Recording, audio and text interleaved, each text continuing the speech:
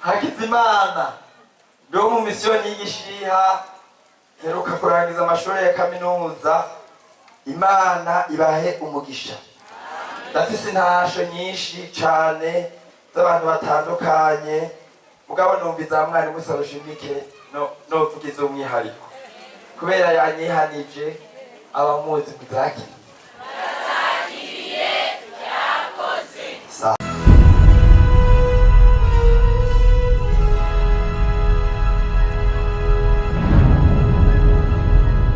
kandi duhagarikiwe na Yesu, kandi Yesu ntibamutaramuye. Haleluya! yarinze apfa ari muzima, kandi n'intumwa ziwe ntibataramwe mw'ishengero. Raba none waronze twebwe tuzana tuja mw'ijuru tukira bakizwa. Haleluya! ubukobwa bwose Satani yotegura ngo ndakijemwo ntibuzopima.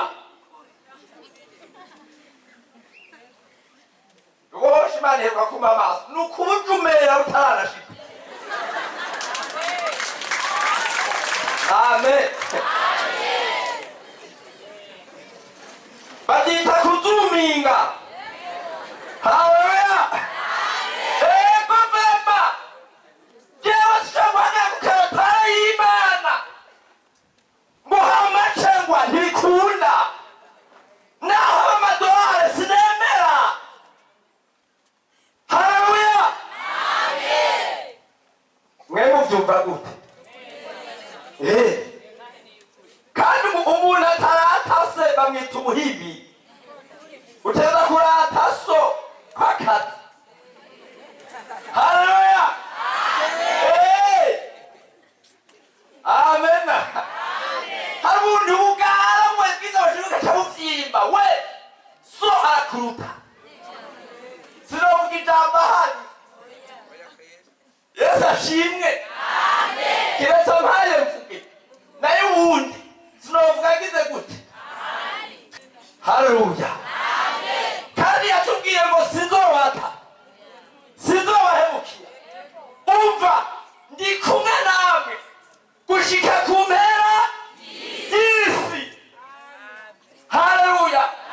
ninaje mu mico y'Abakongomani tuzoba turi kumwe, ninaje i Zambia tuzoba turi kumwe, ninaje i Tanzania tuzoba turi kumwe, ninaje i Bujumbura tuzoba turi kumwe. sinzohindura ikwafe ngo buco busanate kugira ikwafe wapi, tuzoba turi kumwe. Haleluya! hari abantu baguma badutegatega ngo gurukasha ngo rindira uje ngo mu bikorwa. ibyahe Yesu atazoshe ibyahe Yesu atari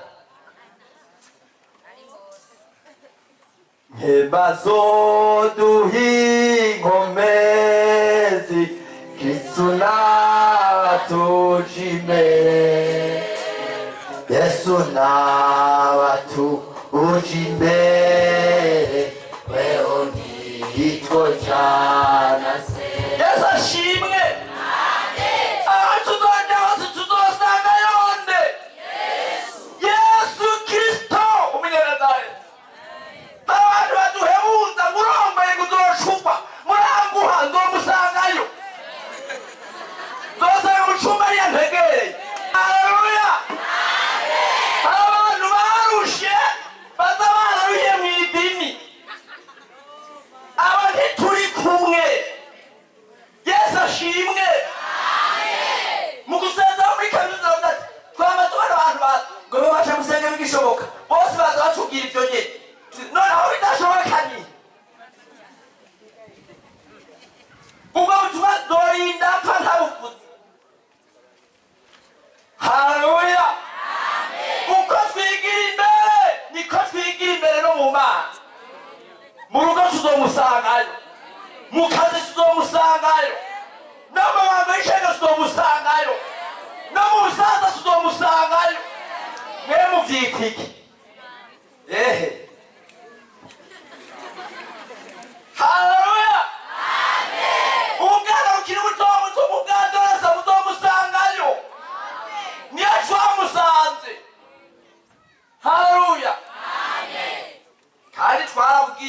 ntibure gato kandi turawujaye. Haleluya. Imana ibamugisha. Ndafise ijambo ry'Imana kandi Yesu ntarahindura porogaramu, aracari ngaha. Yesu ashimye. Kandi uyu munsi yiteguye gukora ibidasanzwe muri twebwe. Haleluya. Kandi Yesu ntayagamusigara cicaro, ntabwira umuntu ngo abaramaze kabiri. Oya, Yesu avuze ikintu aragishitsa. Yesu ashimye. Imana ibamugisha. Dusome igitabo c'abavugishwa n'Imana, Obadiya igice kimwe ku murongo wa 18. Munyarutse gushikayo dusome mu izina rya Yesu. 18.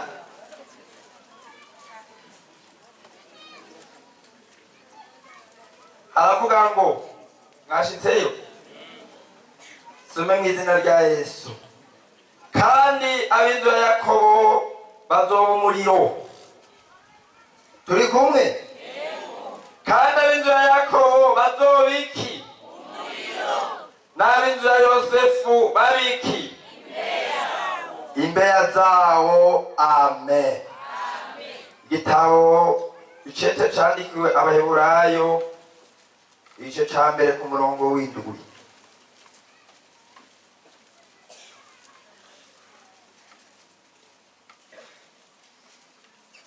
Bashitseyo mubangutsa.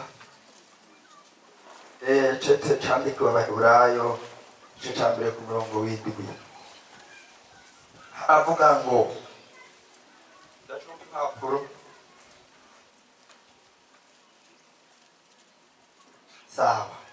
Haravuga ngo kandi iby'abamarayika yarabivuze iti ihindura abamarayika bayo iki? Abasabyi bayo ibahindura iki? Imbeya z'iki? Imbeya z'iki?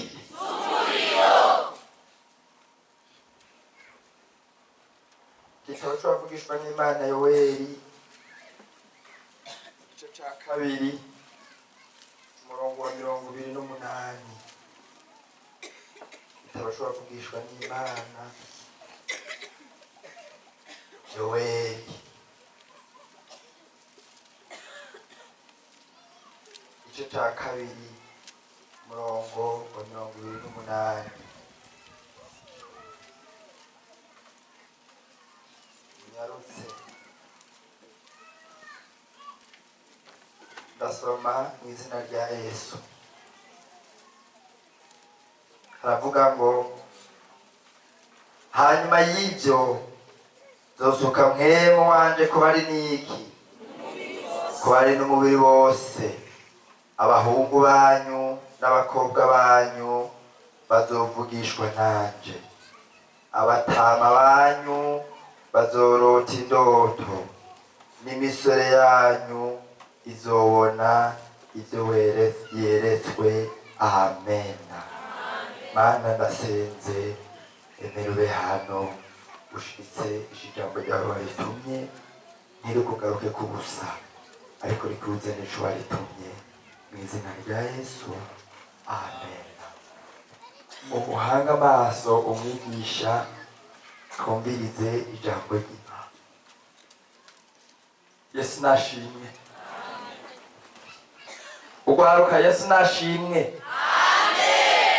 Haleluya. Amen. Haleluya. Amen. Musanzo kubera Shetani yafasha abantu akabagira nabi n'abantu babayeho menga n'abanyagasho. Uvuze na Yesu ashimwe bamaza kwikanira mu kwitabira. Yesu ashimwe. Amen. Haleluya. Amen. Abamama n'abapapa Yesu ashimwe.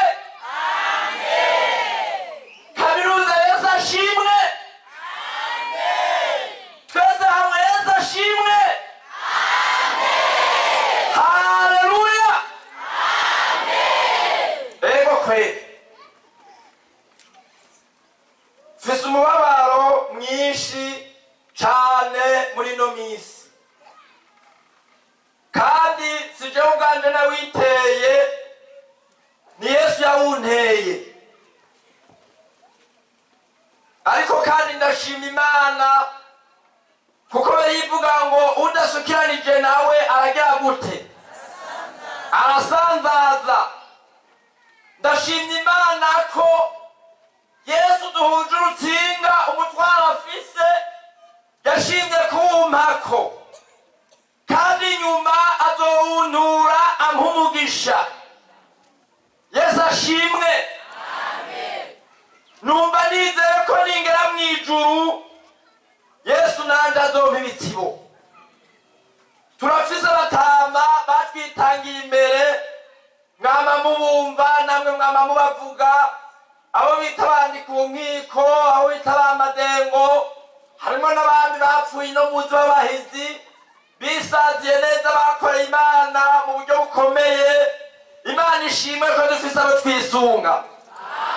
Ariko nagomba ndababwire ngo ubu abo Imana iriko irabona ni wewe.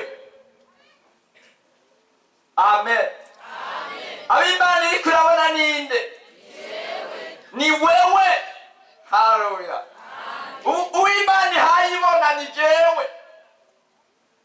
Ku mwaka uheze Imana yarambwiye ikintu ndagira ubwoba, ndasenga ngo Imana igihindure, iracanka, ndiyakira, ariko mu nyuma ndatimba. Yesu ashimwe. Imana yarambariye ngo mu gihugu cy'u Burundi ngiye gusuka ibihe by'umuvyuro bikomeye. Haleluya.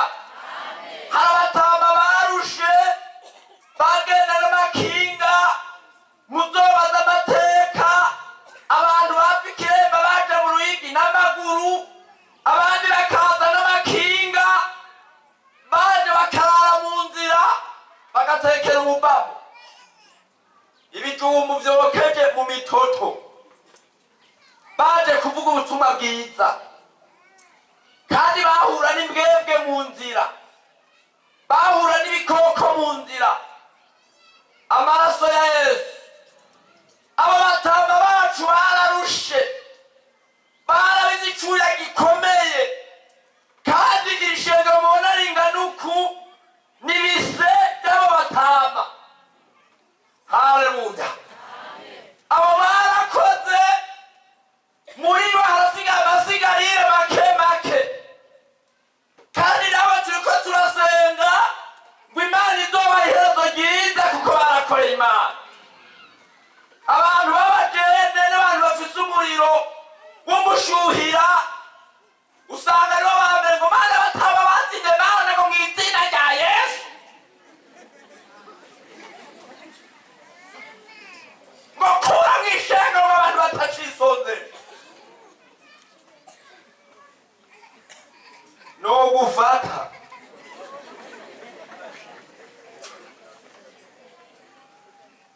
Barushe mu buryo bukomeye. Yesu ashimwe. Narasomye igitabo c'amateka y'ishengo rya Pentekote mu Burundi, ndaraba ukuntu mutawacu ndikwinkoreza kuribwa n'imifundo mu Kirundo, ariko babatiza abantu. Mugubu tukaba tubatizwa mu bibatizo by'amakaro. Kandi ico gihe umuntu yabatizwa mu ruzi rurimo imisiba, akaruvamwo avugishwa n'Imana. Yesu ashimwe. Ariko ubu umuntu abatizwa mu makaro, usanga bose barira amaposteri mu makaro. Sinuwa kera, murabona ko nkiri muto mwese murasoma. Mugabo nibuka yuko twe mu kubatizwa, jewe umutwaro wa mbere nari mfise mu kubatizwa, nari mfise umutwaro wo kuzura mpemu yera ndi mu mazi. Nari nabwiye n'Imana ati jewe Yesu bavuze ngo tukwigana, kandi wowe inuma yaraje, jewe inuma itaje simvayo.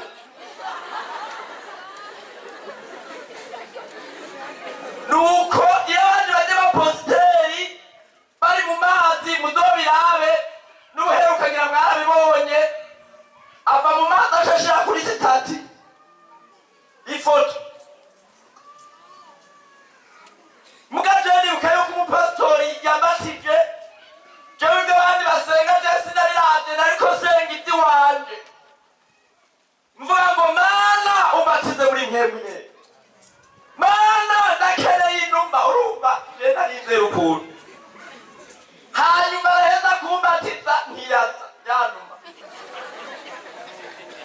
nyuma ndanga kuvayo.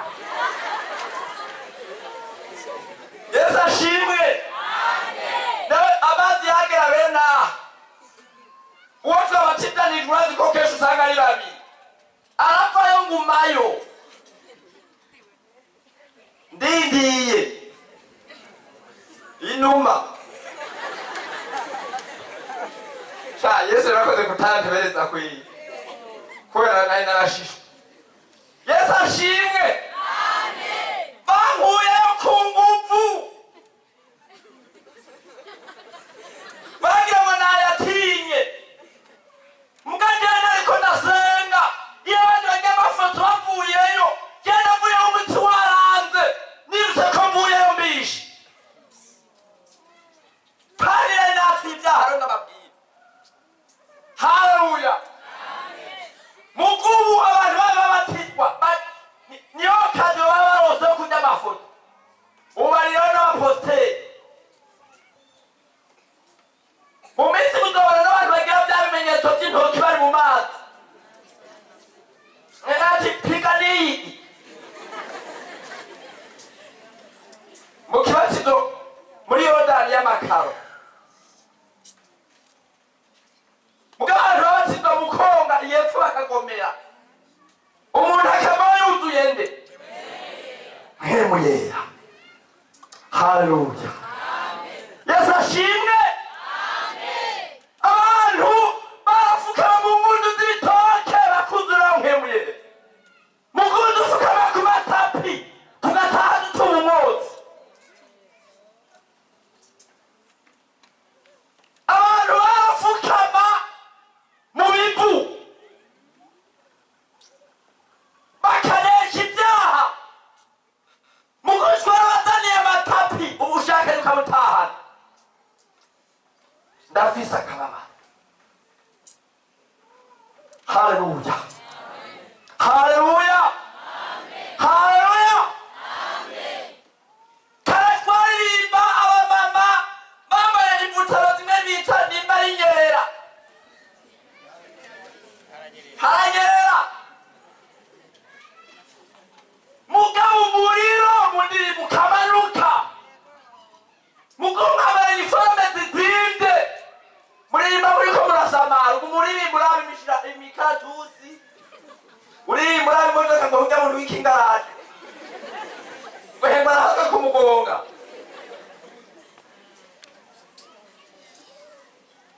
Ndafise akababa.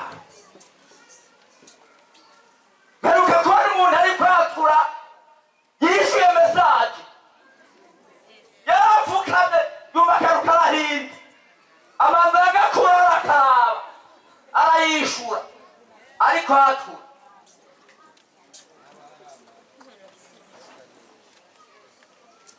Ya amaraso yande, amaraso ya Yesu Kristo.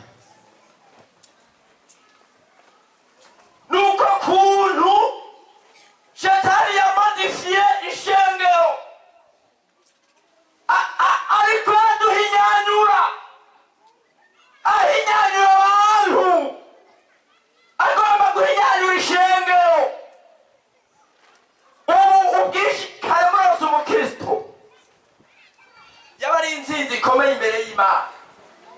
Mugubu ubwishi bw'abantu turitega ico buvamwo tukabura. Karabasanga kegrupe k'abantu 20 gakora igikorero cy'iminsi 3 abantu bagakira ingwara zimaze imyaka 20. Mugubu murategura igikorero muri 100 mutahana amashimwe ngo nta deni. Ubu niyo mashimwe y'amakanisa n'ibikorane bikomakomeye n'amashimwe ya nta deni no mu matangazo n'ibyo nyene. Yesu ashimwe shengero ry'Imana nta deni twataye.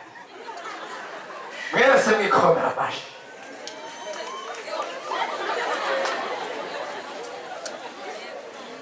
Nuwakiriko kirarya amasigo uburozi buri mu rubavu acayikomera amashi. Nta deni.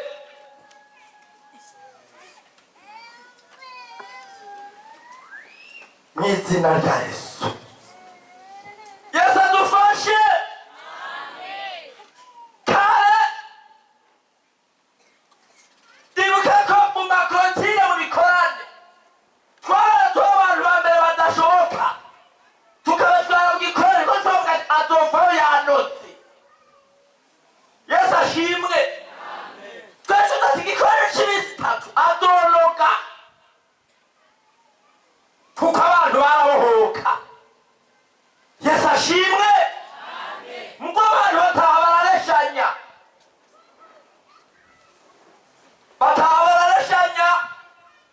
umuhanzi atabaye hafi ngo abe neza ko batandukanye umuntu wese yatashiwe ibaradogwa n'abateguye igikorane abakozi b'Imana batabaye hafi ngo baze baravuga ati abakobwa mwese hariya abahungu wese hariya ibaradogwa dogwa. Nari mwumva ngo byavuye kuki? Nubuke bw'umuriro. Haleluya. Yesu ashimwe. Ariko Imana ishimwe irafise umugambi ukomeye wo kugirira neza ishengero. Kandi Yesu ntashobora kuza gutora ishengero ryiwe riko akagaye. Ibyo ntibishoboka. Ko Yesu azoza kuntora zuduguritse. Hakuna. Yesu ashimwe. Haleluya. Yesu ntashobora kuza gutora ishengero abanyamahanga bose barihagaze ku mutwe kirazira. Yesu ntashobora kubyemera. Yesu ashimwe. Haleluya. Yesu ashimwe. Genda i Yerusalemu kugeza aho ubushobozi haleluya butaburuka ko buvuye n'ububasha buruka buva mu ijuru. Yesu ashimwe. Oya ububasha buruka buva ku maguru buduga mu mavi ropaido mwebwe yagenda bakubire gadubuka n'ubushobozi buva he ropeta. Haleluya. Yesu avuze ngo kugeza aho muzobatizwa mbere kubatizwa sa mwebwe yarakubatiza ntazo ngo kwadoca igihe bazogenda araduga bukebuke. Bijya byari ikigereranyo cy'umukristo ukuntu akura mu Mana. Yesu ashimwe. Icyambere kumenya intambuka ya mbere y'umukristo yumva ubutumwa bwiza birabyitwa n'amazi ageze ku birenge. Erega byose biri mu ijambo ngo ibirenge by'ubutumwa bwiza. Umuntu yumvise ubutumwa bwiza aba asa n'umuntu asa n'uwoza ibirenge. Yesu ashimwe. Umuntu amaze kumva ubutumwa bwiza ntihagire usanga atangiye kwiyegereza abantu b'Imana ati none nkitwe gute, none je ngororoke gute, none je kwiza Imana atavyo mpamvya. Ati tangura kwiga gusenga uri wenyene. Haleluya. Umuntu agatangura kwitakambira intambuko yiwe y'agakiza bisa n'amazi ageze mu mavi yatanguye kumenya kugira gute. Kare ntiyarazi no gusengera inda muga yatanguye kuba ubutumwa bwiza. Ati ubusinzorya ntagize gute, uyu businzorya ntasenze, uyu businzoryama ntasenze, uyu businzobyuka ngo nambare ntasenze, ubu nzomanza kugira gute, ubu nzomanza gusenga mbere guhera ubu burindwi nzohora mpera igice cy'umunsi ngire gute senge. Umuntu buryo bw'impwemu aba ariko araduga mugasi impwemu hayaduga. Oya si impwemu yavuye ku birenge aduga. Haleluya. N'umukristo ariko aratanga gukwiza intambuko zimwe zimwe zigize umurego umuntu agizwe n'ingingo. Bene hari ibihimba bikuru bikuru: umutwe, umutumba, amaboko n'amaguru. Haleluya. Abariko arakura mu Mana mu nyuma y'umuntu atanguye gusenga yarumvise ubutumwa bwiza agatanga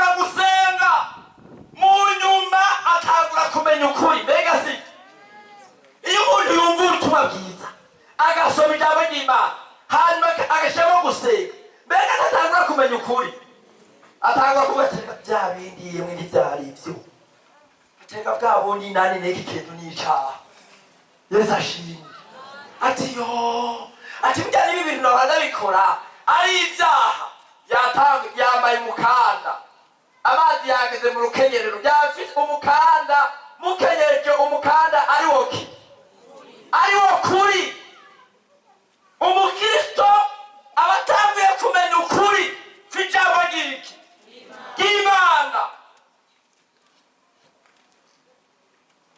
mu nyuma agakura hanyuma amazi akamugera mu rukenyerero mu rukenyerero bibiri avuga ngo mwambaye inkinzo sibyo haleluya umuntu agafite inkinzo umuntu yumvise ubutumwa bwiza hanyuma akabasenga hanyuma akabaza ukuri uwo si nyambi yose imufata Yesu ashimwe uwo hari umwami uza akavuga ati no n'umunsi mw'ijoro nasomye ijambo Yesu ashimwe ibyo umbariye sibyo haleluya ukaba ari umuntu azavuga ati cya cumi kijya abapasitori ati wapi nasomye muri Maraki nabonye ko icya cumi dutegerezwa kugitanga haleluya si nyambi yose igira gute si nyambi yose imufata azaranesha mu byaha bitari bike haleluya ikiri mu mugongo nicyo cyonyine kimufata hakaza ikimuhingutse mu mugongo kiramugema mugangaha umuntu asenga yumva ubutumwa bwiza amaze kumenya ukuri ntugende umurasha kandi Bibiliya ivuga ngo uwo muhemu niba azotumenyesha ibigira biti Yesu ashimwe mwebwe rero niwe dukingira hehe mu mugongo erega hari biza biduhingutse inyuma haleluya muri ibyo yavuze ngo ababisha babi bankikije bari inyuma n'imbere ariko Yesu atangiye sinkumvira ibisuka ababisha babi bankikije bari inyuma n'imbere ariko Yesu atangiye sinkumvira ibisuka amena mbega niho turi hebu yayo amaze gushika mu muntu amukingira ibirime ibyobonesha bose bati ujya muntu ndiko ndamuraba ari n'ubucepecepe aho ujya muntu usumumara yabakaba haleluya